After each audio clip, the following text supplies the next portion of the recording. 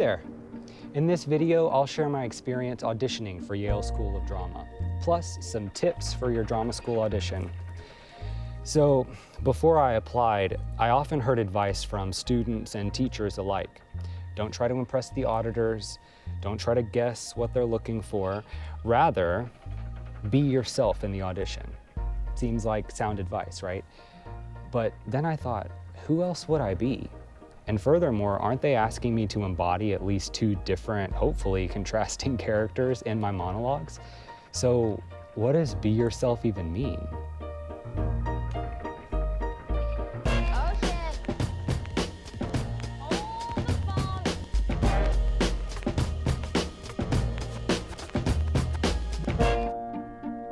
The truth is, you don't know what each school is looking for.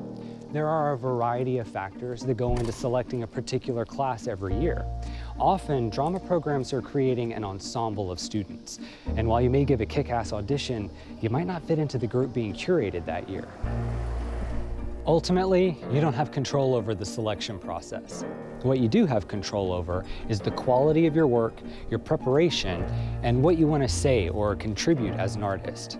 So, how does that translate into practical ways for you to be yourself in the audition?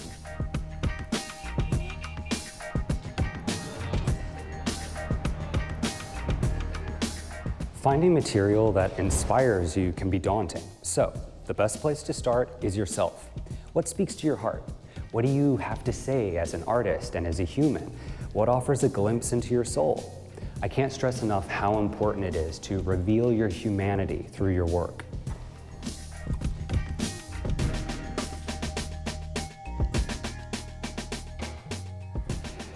One of the monologues I ended up choosing was from a 4-page one-act by Terrence McNally entitled Andre's Mother. From the first time I read it out loud, I was immediately viscerally connected to it, and I knew it was right for the audition.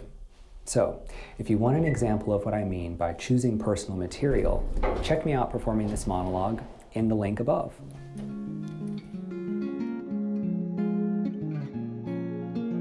It's your audition. You don't need to apologize for being there. Take up space and do whatever it is you need to give your best self in the room.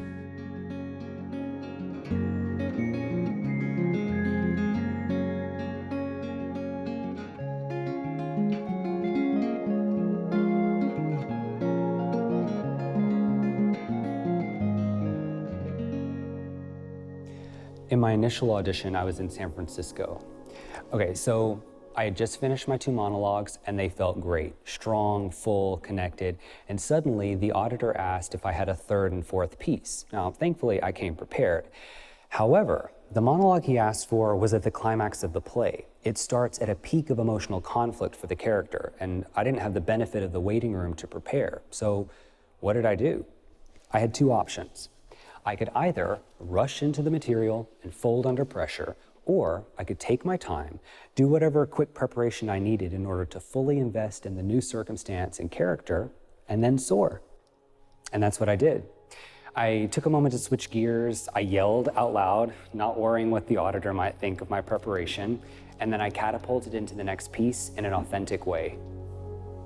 Oftentimes, actors are told to hold back in the audition room. Don't do this because you'll look green. Don't do that because it's inappropriate. Certainly you need to respect the professional boundaries put in place to keep everyone involved safe, but you also don't want to act from a place of fear. Self-consciousness can kill your impulses.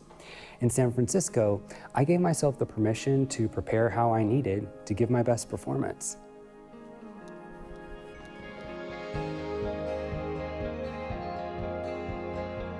Give yourself the freedom to mess up.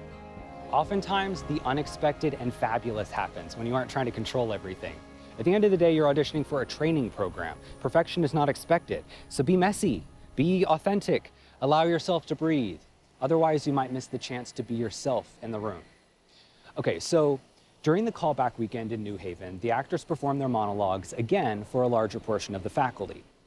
I had just finished my first monologue, and I was frustrated because it didn't feel great. As I was transitioning to the next piece, I yelled at myself, "Okay, John, get active," and the whole panel started to laugh. Now, it wasn't something I was planning to say, it just sort of happened in the moment, but the laughter put me at ease and allowed me to refocus. If you think about it, Not every serve a tennis player makes, even in a Grand Slam final, is perfect. Sometimes you need to take a breath to regain composure.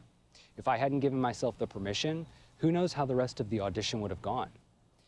In the end, perhaps what people mean by being yourself in the audition is actually to have the confidence and courage to follow your own intuition and artistic instinct.